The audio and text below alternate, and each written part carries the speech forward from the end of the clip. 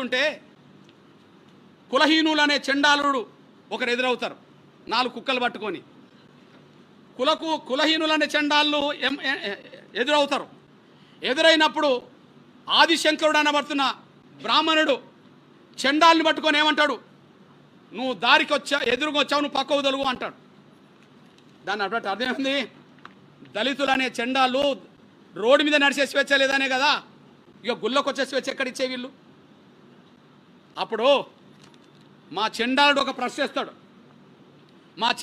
ప్రశ్నిస్తాడు, ఎవరిని? శంకర్నే ప్రశ్నిస్తాడు. సంఘటన వారణాసిలోని గంగానది నుండి తిరిగి వస్తుండగా శంకరుడు 4 కుక్కలతో నడుస్తున్న ఒక చండాలను కలిశాడు. అభ్యర్థన సాంప్రదాయ ఆచార పవిత్రను పాటిస్తూ శంకరుడు చండాలతో నువ్వు తొలగిపో అంటాడు. ఎదురుగా వస్తున్నాడు కదా, నువ్వు తొలగిపో అంటాడు. అప్పుడు చండాలుడు ఆదిశంకరుని ఏమంటాడో చూడండి. గంభీరమైన ప్రశ్న. చండాలుడు ఏమంటాడంటే ఇలా అడిగాడు శంకరుణ్ణి, నీవు శరీరం కదలాలని కోరుకుంటున్నావా లేక నా ఆత్మ కదలాలని కోరుకుంటున్నావా అన్నాడు. నువ్వు నా శరీరం కదలాలని కోరుకుంటున్నావా నా ఆత్మ కదలాలని కోరుకుంటున్నావు ఒక ప్రశ్న వేశాడు. రెండోది, నువ్వు గంగా నదిలోంచి వస్తున్నావు కదా, ఆ గంగా నది జలాల్లో సూర్య ప్రతిబింబానికి చండాలుడి కుటీరం పక్కన ఉండబడే మా కుటీరం పక్కన ఉండే ప్రవహించే నీటిలోని సూర్య ప్రతిబింబానికి ఏమైనా తేడా ఉన్నదా అని అడిగాడు. అంటే గంగా నదిలో సూర్యబింబం ఉంటుంది, మా ఇంటి పక్క కూడా నీటిలో సూర్యబింబం ఉంటుంది, ఏమన్నా తేడా గమనించావా అని అంటాడు. అంటే అప్పుడు జ్ఞానోదయం ఎవరికైంది?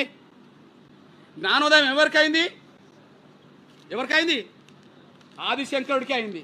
ఆదిశంకరుడిగా ఏం చేస్తాడు? చండాలుడి కాళ్ళ మీద పడతాడు. ఎవరి మీద పడతాడు?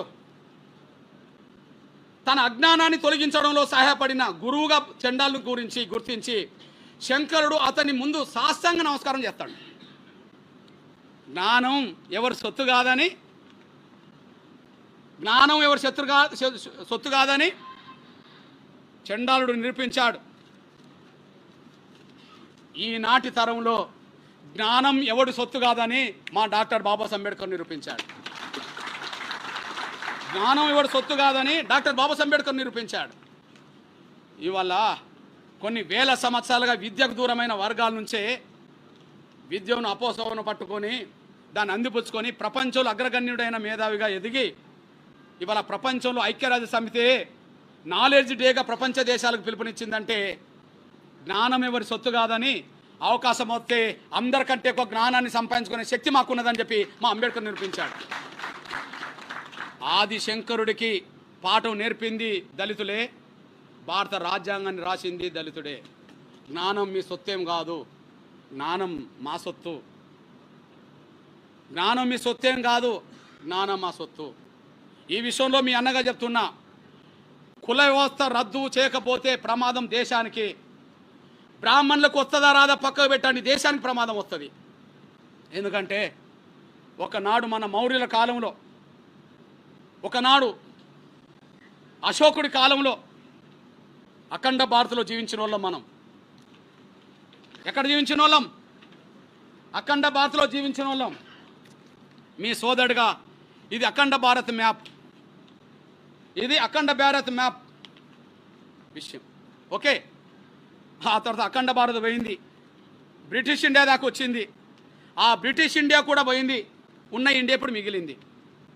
అఖండ భారత్కు ఉన్నప్పుడు మన భారత వైశాల్యం ఎంత, ఇప్పుడు ఉండబడి ఇండియా మ్యాప్ వైశాల్యం ఎంత? అఖండ భారత్లో ఉన్నప్పుడు మన భారత రాజకీయ వైశాల్యం ఎంత, ఇప్పుడు ఉండబడి మన ఇండియా వైశాల్యం ఎంత? ఒక్కసారి వైశాల్యం గురించి చెప్తా చూడండి. 20వ శతాబ్దపు లోపు, ప్రారంభం లోపు మన రాజకీయ భారత్, అఖండ భారత్ 76,56,000 చదరపు కిలోమీటర్లు. పాత్రికేయ మిత్రులారా, ఇది మన అఖండ భారత్కు సంబంధించిన ఉంటుంది చూడండి, ఇది మన అఖండ భారత్కు సంబంధించిన విషయం కదా.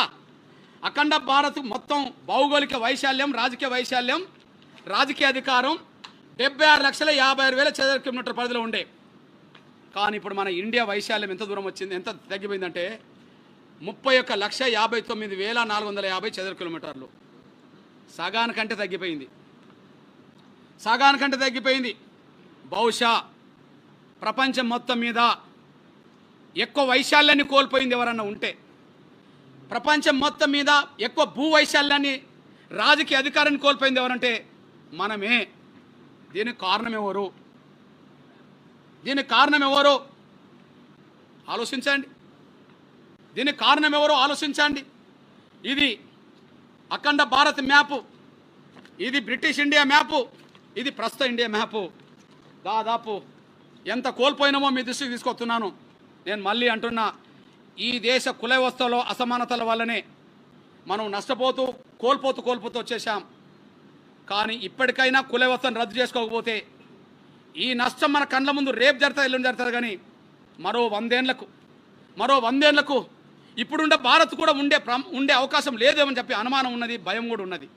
నేను ఉండాలని కోరుకుంటున్నా. ఇది కాపాడుకుంటూ మళ్ళీ అఖండ భారత్ వైపు వెళ్ళాలంటే సైద్ధాంతికంగా మనం బలోపేతం కావాలి.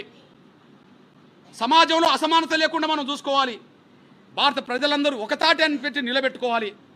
అది ఈ దేశ కులవ్యవస్థ వల్లనే, అది రద్దు కావడం వల్లనే అది వస్తుంది. ఈ దేశ కులవ్యవస్థ ఉండడం వల్లనే మనం నష్టపోయినాం. ఆ విషయం గుర్తు చేస్తున్నా నేను. అందుకు సాక్ష్యం మిల్లు లేటెస్ట్ చెప్తున్నా నేను. ఇప్పుడు మన భారతదేశానికి జాతిపిత అంటే ఎవరు గుర్తుకొస్తారు? గాంధీ. పాకిస్తాన్ జాతిపిత అంటే ఎవరు గుర్తుకొస్తారు? ఎవరు? మన గుంటూరులో కూడా ఉన్నది Jinnah tower. Okay, Gandhi tower పాకిస్తాన్లో ఉన్నదో లేదో తెలియదు, కానీ జిన్నా టవర్ మాత్రం గుంటూరులోనే ఉన్నది. ఓకే, నేను ఒక విషయం చెప్తున్నా సోదరులారా. ఈ దేశంలో కుల వ్యవస్థ లేకపోతే పాకిస్తాన్ లేదు. ఈ దేశంలో కుల వ్యవస్థ లేకపోతే మత మార్పిడిలు ఎక్కువ అయ్యేది కాదు. కుల వ్యవస్థ, దాని రూపంగా వచ్చిన అసమానతలు, దాని రూపంగా వచ్చిన అస్పృశ్యత మత మార్పిడులకు ఎక్కువ దారి తీసింది. మన లోపాన్ని సరి చేసుకోవాలా, మన లోపాన్ని సరి చేసుకోవాలి. అందుకో సాక్ష్యం చెప్తున్నా చూడండి. పాకిస్తాన్ జాతిపిత ఎవరు? మహమ్మద్ అలీ. అరే మహమ్మద్ అలీ ఎప్పుడు ముస్లిం అయిండు? మహమ్మద్ అలీ ఎప్పుడు ముస్లిం అయిండు? మీ సోదరుడు చెప్తున్నా, మహమ్మద్ అలీ కుటుంబ వారసత్వం చరిత్ర ఉన్నది.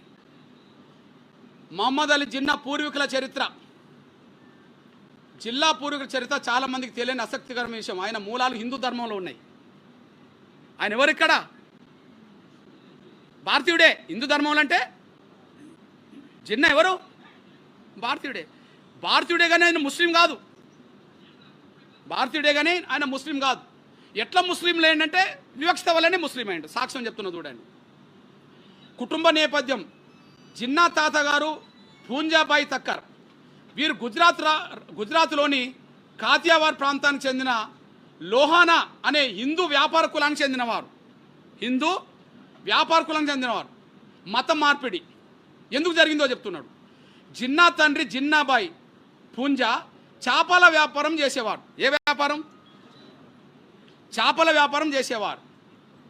అయితే లోహన కులస్తులు శాకాహారులు కావడంతో ఈ బ్యాచ్ పెట్టింది. మళ్ళీ అది కూడా ఏది బ్రాహ్మణ బ్యాచ్ పెట్టింది. ఎవరు శాకాహారులు ఎట్లుండాలని చెప్పి.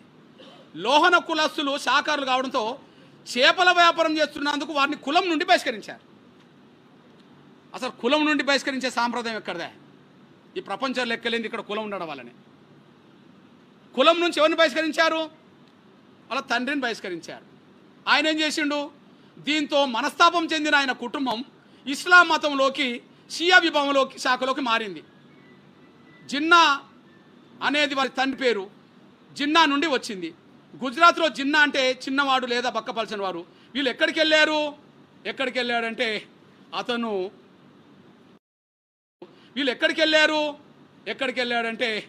అతను పాకిస్తాన్లో ఉండబడే కరాచీకి వెళ్ళారు. ఎక్కడికి వెళ్ళారు?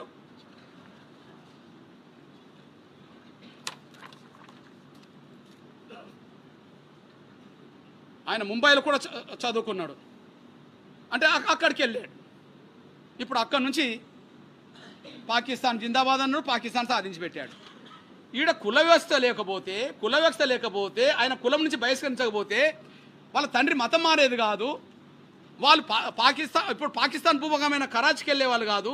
అక్కడ షియా మతంలో చేరేవాడు కాదు. ఇక్కడన్నప్పుడే చేరాడు కదా. ఆయన పాకిస్తాన్ దేశం అనేది కావాలని కోరేవాడు కాదు. అంటే ఈ కుల వ్యవస్థ వల్ల ఉన్న భూభాగమే మన కన్న ముందు పోయింది కదా. కుల వ్యవస్థ లేకపోతే మత మార్పిడి లేవు కదా, మత మార్పిడి లేకపోతే జిన్నా లేడు కదా, జిన్నా లేకపోతే పాకిస్తాన్ లేదు కదా. మన లోపాన్ని మనం సరి చేసుకోవాలి కదా, మన లోపాన్ని మనం సరి చేసుకోవాలి కదా. అందువల్ల స్పష్టం చేస్తున్నాం, కుల వ్యవస్థ రద్దే దీనికి పరిష్కారం, కుల వ్యవస్థ రద్దే దీనికి పరిష్కారం. కాబట్టి కుల వ్యవస్థ రద్దు కోసం జరగాల్సిన ప్రయత్నంలో బ్రాహ్మణ సమాజం వైఖరి ఏందో తేల్చాల అవసరం ఉన్నది. మెజార్టీ బ్రాహ్మణులు కుల వ్యవస్థకు అనుకూలంగా ఉంటే వాళ్ళని గౌరవిస్తాం. మైనార్టీ బ్రాహ్మణ పెద్దలు ఎవరన్నా కలిసి వస్తే వాళ్ళతో కలిసి పనిచేస్తాం. కానీ ఈ దేశంలో అసమానత లేని వ్యవస్థ వైపు అయితే తీసుకెళ్తాం. అసమానత లేని వ్యవస్థ వైపు తీసుకెళ్లాలంటే కుల వ్యవస్థ రద్దు కావాలి. కుల వ్యవస్థ రద్దు కోసం జరిగే పోరాటాన్ని భవిష్యత్తులో దళిత వర్గాలు ముందు వరుసలు నిలబడి అన్ని వర్గాలను కలుపుకొని ముందుకు సాగే విధంగా మా ప్రయత్నం చేస్తామనే విషయం కూడా స్పష్టం చేస్తూ, ఈ లోపు ఆర్డర్ రద్దు కావాల్సిందే, ఆర్డర్ ఉపసంహరించుకోవాల్సిందే, వివక్షత ప్రదర్శించొద్దని చెప్పి నేను విజ్ఞప్తి చేస్తున్నా, డిమాండ్ చేస్తున్నా.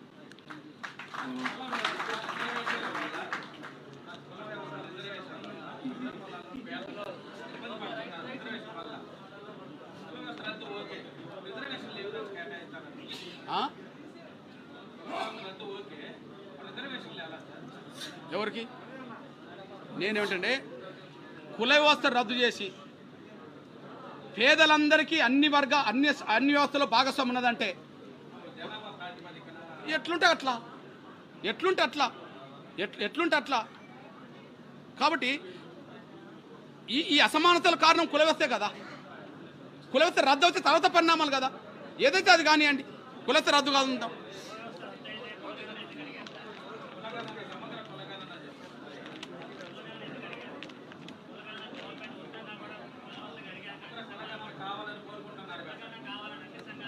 నేనంటే ఇప్పుడున్న వ్యవస్థలో ఎవరు వాట వాళ్ళు కోరుకుంటాను.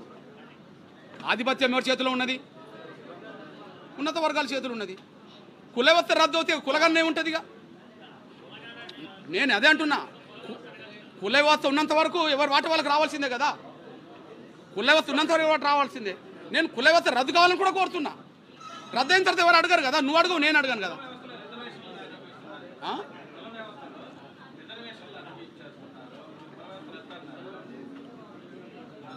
నాకు అర్థమైంది బ్రదర్. ఈ దేశ కుల వ్యవస్థలో బ్రాహ్మణేతర కులాలకే ఎందుకు రిజర్వేషన్లు వచ్చినాయి? ముందు ఆధిపత్యం అవకాశాలు వాళ్ళు తీసుకున్నారనే కదా. కుల వ్యవస్థ రద్దు అయితే ఎవరు ఆధిపత్యం ఉంటుంది? ఇక కుల వ్యవస్థ రద్దు అయితే ఎవరు ఆధిపత్యం ఉంటుంది? ఎవరు ఆధిపత్యం లేనప్పుడు అవకాశాలు అందరికీ అందుబాటులోకి వస్తాయి కదా. అందరికీ రావాలని నేను కోరుతున్నా.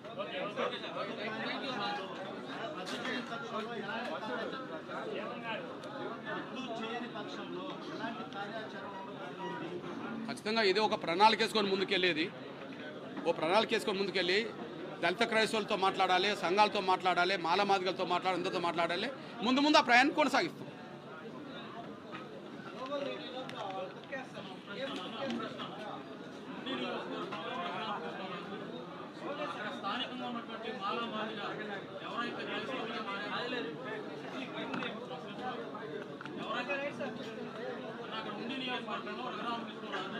స్థానికంగా ఉన్నటువంటి మాలమాదిగలు ఎవరైతే క్రైస్తవులకు మారారో అక్కడ ఎస్సీ సర్టిఫికేట్ రద్దు చేయించి బీసీసీ ఇవ్వాలని చెప్పి అధికారులకు గుర్తించాలని చేసి అక్కడ మాలమాదిగల్ని ఇబ్బందులు గురి చేస్తూ దాదాపుగా 113 చర్చిలకి నోటీసులు ఇచ్చారన్న దానిపై